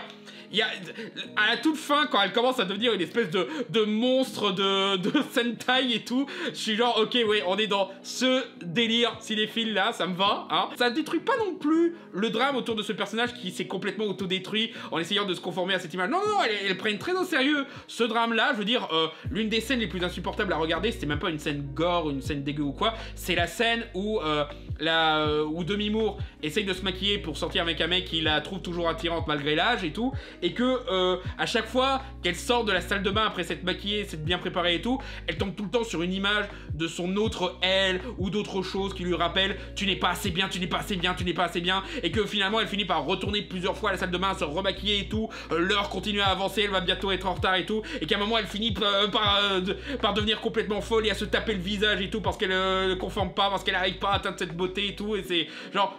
oh meuf, c'est vraiment le moment où j'avais le plus de peine pour elle, parce que je me disais meuf, t'avais juste à te sortir ça de la tête et t'aurais été heureuse avec ce mec, quoi. Mais non, voilà, son environnement l'empêche de penser à cette possibilité-là. C'est là-dessus que vraiment le film est intelligent. Ça dit pas c'est elle qui est conne de se conformer à cette expérience de merde pour se détruire alors que tout indiquait que ça allait mal finir, quoi. Non, c'est vraiment son univers qui lui dit soit comme ça ou crève. Et ben du coup, forcément, elle va essayer d'être comme ça, mais tout se passe mal, quoi. Et cette espèce de dédoublement de personnalité où la personne jeune essaye de profiter de la vie et la personne vieille n'a plus le droit de profiter de cette vie et tout. C'est vraiment fascinant à voir, c'est vraiment bien conçu le côté psychologique de cette situation de body horror. Et j'admets, certaines transformations, je rigolais pas mal du tout, quoi. Genre, pour vous dire à quel point j'étais vraiment dans mon univers à moi, il y a un moment où, quand l'expérience commence à dégénérer, il y a un moment où Demi Moore se retrouve avec une certaine apparence, où au début quand je voyais ça j'étais genre encore une fois voyage émotionnel, d'abord j'étais genre oh, et quand je vois le résultat final j'étais genre et ce moment là en question je me disais Kaloum. Et du coup, quand je vois le générique de fin et que je vois qu'il y a une équipe créditée pour ce qu'ils appellent littéralement le costume Gollum, j'étais genre c'est mon peuple, ils me comprennent, je comprends. Donc ouais, c'est un film qui arrive à trouver le parfait équilibre assez paradoxal entre l'horreur absolue et le fun décomplexé Gonzo. C'est bizarre dit comme ça, mais ouais, ça marche. Genre, à la fois, le film, il assume la débilité de son concept, et de l'autre côté, il prend au sérieux ses personnages et le drame qu'ils vivent. Vraiment, c'est bien mené là-dessus. C'est vraiment une preuve de maîtrise, le fait que ces deux émotions complètement opposées arrivent à bien fusionner comme ça. Après, je comprends que c'est un film qui soit pas au goût de tout le monde, bah, c'est du body horror, hein. Forcément, il y a une certaine partie du public qui, forcément, va être dérangée rien qu'avec le mot body horror. Mais si vous aimez bien les body horror, comme La Mouche, etc., foncez. Voilà, vous allez être aux anges avec ce genre de film. Numéro 4, Look Back. Tiré du manga par le même auteur que Chainsaw Man, qui est un peu plus humble, voilà, parce que là, il n'y a pas une histoire de combat des démons ou quoi. Non, là, c'est juste une histoire sur deux gamines qui aiment bien faire des mangas. Bon, il y a quelques conflits par-ci par-là. Il y en a une qui est très fière de son boulot et qui voit d'abord l'autre comme une concurrente, et puis elle commence à voir que l'autre, elle l'admire bien, ils commencent à bien s'aimer et à avoir des idées communes et tout pour finalement unir leurs talents pour faire un seul et même manga qui commencera à avoir du succès. C'est une histoire beaucoup plus simple, en fait tellement simple que le film fait même pas plus d'une heure, en fait il fait 57 minutes, ce qui fait que peut-être que je triche un petit peu en le mettant dans le top des films, parce que techniquement c'est un moyen métrage, non mais, bref, il est une sortie ciné et tout, on va dire que c'est un long métrage. Et ouais, malgré le fait que c'est extrêmement simple, bah du coup, les réalisateurs de ce film, ils se sont permis de devenir encore plus fous en termes de qualité d'animation que déjà dans Chainsaw Man. Genre rien qu'une scène toute simple où la première gamine rentre chez elle après avoir rencontré la personne qu'elle jalousait secrètement et qui s'avère être quelqu'un qui l'admire et qu'en réalité elle peut bien s'entendre avec elle peut même être amie avec elle. Alors, elle commence à rentrer dans ce décor, je crois que c'est une rizière ou quelque chose, où elle profite bien du décor, elle commence à marcher de façon joyeuse, même limite danser et tout. Rien que ça, c'était un très beau moment. Il y a quelques moments rigolos par-ci par-là, mais c'est surtout, disons-le, c'est plutôt un drame. Je vais pas spoiler, mais il se passe un truc où tu te dis ouch. Et il y a d'autres conflits autour de ça, il y a tout un truc sur l'imaginaire, sur les regrets qui revient pas mal. Et en soi, voilà, c'est une très bonne histoire sur la passion de créer et surtout de créer avec les autres. Pas grand chose à dire sur celui-là parce qu'encore une fois, il est très simple, il est très court, il fait 57 minutes encore une fois. Mais ouais, malgré sa simplicité, il est tellement bon que ouais, j'étais obligé de le mettre dans le top 5. Numéro 3, le dernier film DreamWorks promis, Le Robot Sauvage. Oui, j'étais obligé de le mettre haut celui-là. Alors, je me doute que certains, voilà, ils ont tendance à comparer Le Robot Sauvage et Flow, voilà, qui sont un petit peu des films sur la même concept, plus ou moins, mais qu'il y en a un qui va un peu plus à fond de l'expérimental et un peu plus à fond de son concept, là où l'autre reste encore un petit peu enfermé dans un modèle de film pour enfants, genre il faut que là les animaux y parlent, il faut qu'il y ait en plus on doit leur donner des voix de célébrités, il faut qu'il y ait des gangs un petit peu mignonnés et tout. Et je peux comprendre que ouais, du coup Flow il paraît un peu plus galvanisant, hein, il paraît un peu plus intéressant en termes d'objets cinématographiques, mais c'est juste que l'histoire qui se passe dans Le Robot Sauvage, ça me touche beaucoup plus, quoi. Déjà, forcément, un concept que j'aime toujours voir, le robot qui se découvre une conscience, qui commence à comprendre le sens de la vie, en interagissant avec les animaux autour de lui, qu'il essaye d'abord de comprendre et tout. Il y a vraiment un côté très Miyazaki dans ce mélange entre la technologie high-tech et la nature. Et ouais, je peux comprendre que ça peut paraître un petit peu trop enfantin pour certains. Moi, ça me pose absolument pas de problème que ce soit enfantin. Du moment que l'histoire soit bien racontée, et justement, elle est bien racontée. Vraiment, t'es fasciné fasciné par comment évolue ce robot, et surtout tu es très touché par sa relation avec un petit peu tout le monde, que ce soit le renard joué par Pedro Pascal ou le canard qu'elle finit par élever. Et puis voilà, il y a quand même un beau message sur la parenté, sur le fait que ouais voilà, tu dois apprendre des choses à ce bébé pour qu'il puisse survivre. Le problème c'est que toi aussi tu dois les apprendre, parce que c'est pas eu des connaissances avec lesquelles on est né tout de suite. Voilà, c'est ça être parent, c'est on apprend en même temps que son gosse. L'animation, encore une fois, Spider-Verse est passé par là et ils en font des choses très intéressantes. Comme je disais tout à l'heure, ils se contentent pas de juste refaire Spider-Verse exactement pareil, non, ils font juste des couches de peinture et tout. Voilà, celui-là c'est plus dans un style peinture que là où Spider-Verse c'est un style comic tag, ou Ultraman Rising c'est un côté un peu plus animé. Celui-là c'est de la peinture naturaliste qui est très approprié pour un concept comme le robot sauvage. Et le sens de la communauté, bien sûr, hein, le fait que petit à petit se développe cette communauté autour de ces animaux qui ont pourtant vécu dans l'antagonisation durant toute leur existence. Voilà, parce que forcément il y a les prédateurs, il y a les proies, c'est pas exactement Zootopie, mais voilà, et ils finissent par apprendre à tous collaborer ensemble devant un drame commun. Et malgré tout, ils prennent pas de pincettes sur certains aspects, genre on dit direct, ouais, le robot, un des premiers trucs qu'il a fait sur cette île, c'est tuer accidentellement les parents de ce caneton. Ou encore le montage où ils essayent de sauver tous les animaux qui sont pris dans la tempête de neige,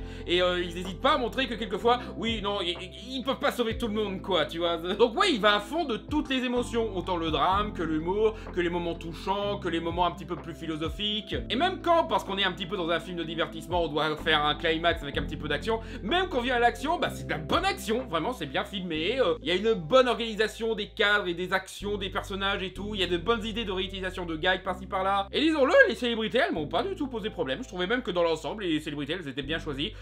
Pedro Pascal pour jouer le renard un petit peu joueur, un petit peu manipulateur, mais qui en vrai s'attache vite à nos héros, voilà c'est un très bon choix. Matt Berry dans le rôle de ce castor un petit peu solitaire, voilà c'était parfait. Lupita Nyong'o aussi, elle est parfaite dans le rôle de ce robot qui d'abord parle comme une machine justement, mais petit à petit apprend à faire preuve de chaleur avec son entourage et tout, à vraiment développer de vraies émotions. Et je parle pas de Bill Nighy, hein, non, dès que j'ai entendu la voix de Bill Nighy, j'étais genre yes. Et même la fin, je la trouve pas mal osée, parce que d'habitude dans un film pour enfants, on aurait une fin un peu plus happy ending, celle-là, mais celle-là, elle est un peu plus nuancée, tu vois, genre oui, on a plus ou moins gagné, on a plus ou moins réussi à obtenir la belle vie ici, mais il y a quand même un sacrifice qui avait été besoin de faire pour conserver ce milieu naturel et tout. Donc quand je pense qu'il y avait une époque où on pensait que DreamWorks c'était vraiment le studio qui prenait le moins de risques, et finalement peut-être qu'ils ont pris plus de risques que Disney sur le long terme. Je veux dire, c'est pas pour rien qu'il y a 2 de leurs films qui se retrouvent dans mon top, quoi. Comme quoi ils expérimentent, ils s'enferment pas dans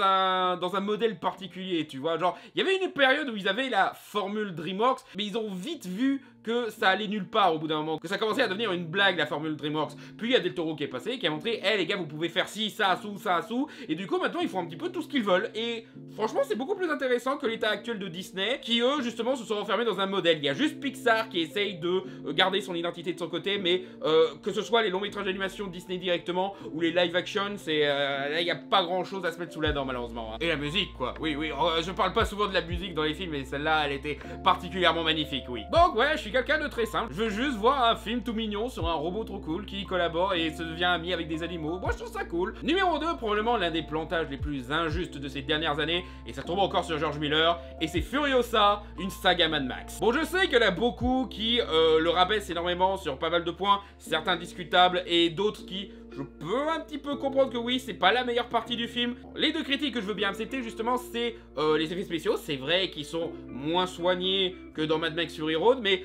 en même temps, encore une fois, vu la condition du truc, je peux le pardonner. Et surtout, moi, si un film a des effets spéciaux pas trop ouf, ça me pose pas problème tant que c'est au service d'une belle image. Et justement, il y a de belles images dans ce film-là, donc ça pardonne. C'est la technique un petit peu Matthew Vaughn, tu vois. Matthew Vaughn, il a probablement les effets spéciaux les plus dégueulasses du monde, mais il fait quand même de jolis cadres et de jolies scènes avec ça, donc je m'en fous. Et le deuxième défaut, c'est la musique qui est en effet pas trop inspirée dans celle-là.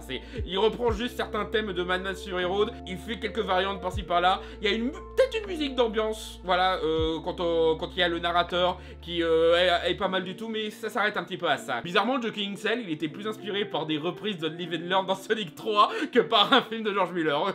Et sinon, au-delà de ça, non, ce film était excellent. Je comprends pas comment on peut détester ce film. Je veux dire, c'est littéralement une épopée épique qui arrive à donner beaucoup de matière à cet univers qu'on avait juste aperçu dans Mad Max Fury Road. Je veux dire, on arrive à voir comment fonctionnent ces 3 différentes villes. On voit Petrolville, quoi.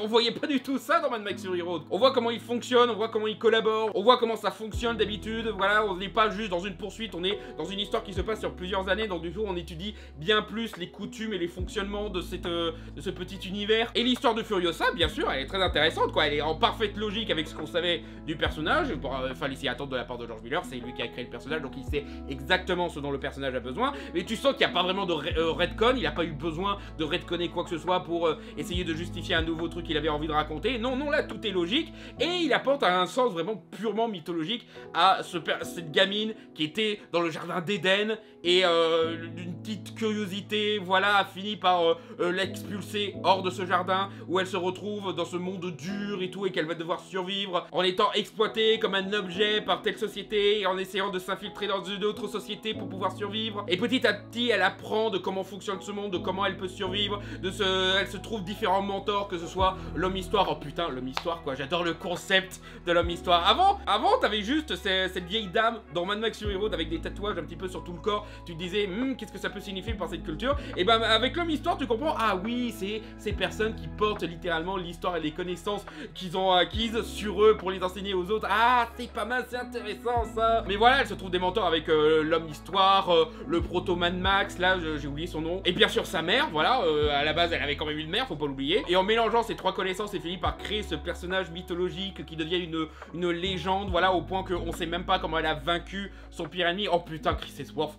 C'est probablement un des meilleurs rôles de Chris Hemsworth, voilà. Il arrive à être terrifiant, à être ultra détestable, dégueulasse même. Genre pour un acteur qui, t'as toujours l'impression qu'il se cherche un petit peu en style de jeu, genre il a essayé d'être le beau gosse d'action pour un moment, puis il a essayé d'être l'acteur comique qui fait pas mal d'improvisation, il a pas trop réussi je trouve de ce côté-là, mais il a essayé au moins. Et là maintenant il commence à se trouver des rôles un peu plus de carrure, un peu plus effrayants et tout. Et je trouve qu'il est surprenamment bon pour ce genre de rôle, il devrait faire ça plus souvent franchement. Il y avait un autre film où il avait joué un méchant, il était pas mal aussi du tout dans celui-là.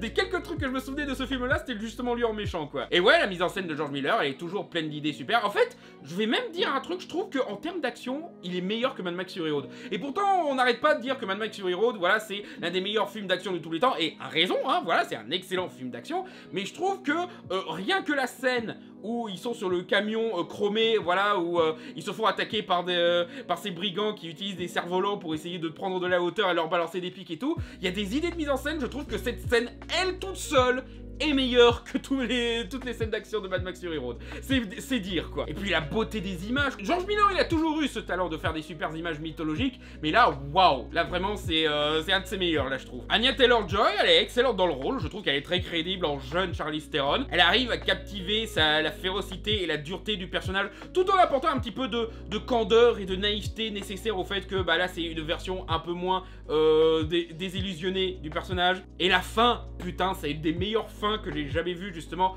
Comment est-ce qu'elle a abattu le méchant principal? On sait pas, c'est libre à interprétation, mais ma version préférée c'est probablement celle-là. Et ouais putain, pour vaincre quasiment un dieu de la mort, il n'y a pas meilleur sort final pour ça quoi. Donc ouais, j'ai adoré Furiosa et même je vais dire je le trouve meilleur que Mad Max Fury Road sur pas mal de points. C'est peut-être aussi que sur celui-là on raconte toute l'histoire de ce personnage, là où Mad Max Fury Road c'est un peu plus centré sur faut survivre maintenant, ce qui est quand même très intéressant, ce qui est quand même bien mené, attention hein, je dis pas le contraire. C'est juste que j'ai une plus grande satisfaction d'avoir vécu une gigantesque aventure quand c'est éparpillé sur plusieurs années quoi. C'est bête hein, mais c'est comme ça que je fonctionne quoi.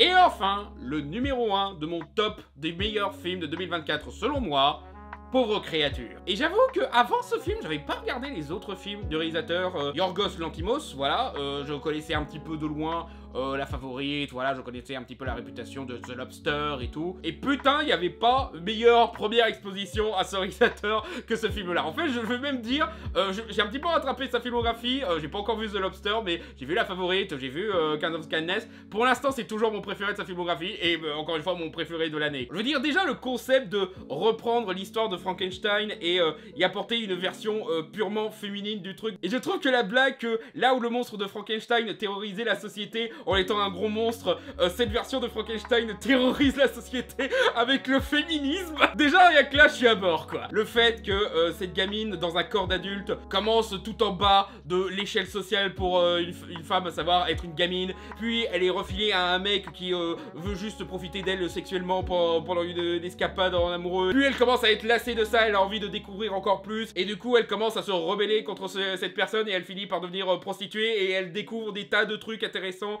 dans ce mode de vie là, mais même ça lui suffit pas, au bout d'un moment elle veut encore évoluer, elle finit par devenir étudiante. Pendant ce temps, le mec il voulait juste la baiser, il est genre mais putain arrête d'être une femme indépendante, ça me détruit mon ego. Le mec, sa vie est ruinée tout simplement parce qu'il veut pas passer à autre chose, c'est trop drôle. Donc ouais, déjà le concept c'est rigolo, mais même les personnages autour, genre putain, le personnage de William Dafoe qui est le docteur Frankenstein de cette histoire, voilà, qui est un vieux débris qui essaye de se maintenir en vie au mieux en se manipulant et tout, et qui est juste un gros taré. Il raconte à un de ses élèves comment il a créé cette créature, il lui explique, alors voilà, j'ai vu une nana enceinte se suicider, j'ai récupéré son corps et j'ai fait le premier truc logique qui m'est venu en tête, prendre le cerveau du bébé, le mettre dans le corps de la nana. Pendant ce temps, l'élève est genre...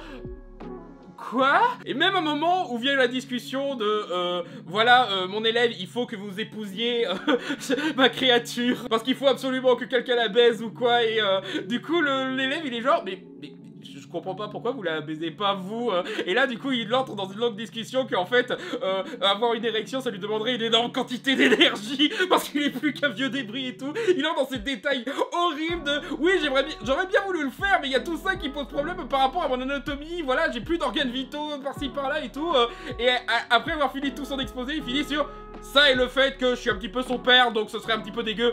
Pourquoi ça vient qu'en second? Vraiment la façon dont l'univers patriarcal est montré comme étant complètement absurde et complètement débile sur le fait qu'ils pensent qu'à la baise et à contrôler les femmes et tout, déjà ça c'est... Ils en font de super gags avec ça. Mais de l'autre côté ils arrivent quand même à rendre ces personnages un petit peu attachants. Bon, pas le connard qui essaye de se taper la créature bien sûr. Non lui c'est la blague tout le long, voilà, c'est connard, il a cette étiquette tout le long et il aura que de la merde durant le reste de sa vie ce mec. Et il arrive à donner une vraie beauté baroque à son univers et tout, la façon dont il expérimente avec les visuels, le fait que le film est d'abord principalement en noir et blanc, filmé avec du fisheye, puis plus le film avance, plus le personnage évolue, et plus la mise en scène évolue, voilà, on commence à avoir des plus grands cadres, on commence à avoir un peu plus de couleurs, voilà, c'est vraiment bien maîtrisé tout le long, quoi. Non seulement c'est drôle, non seulement c'est agréable à regarder, même quand ça essaye d'être dégueu, mais en plus le propos il est plutôt pertinent, quoi, voir justement cette créature en train de découvrir à la condition de la femme et d'évoluer comme elle peut et tout, et de pas arrêter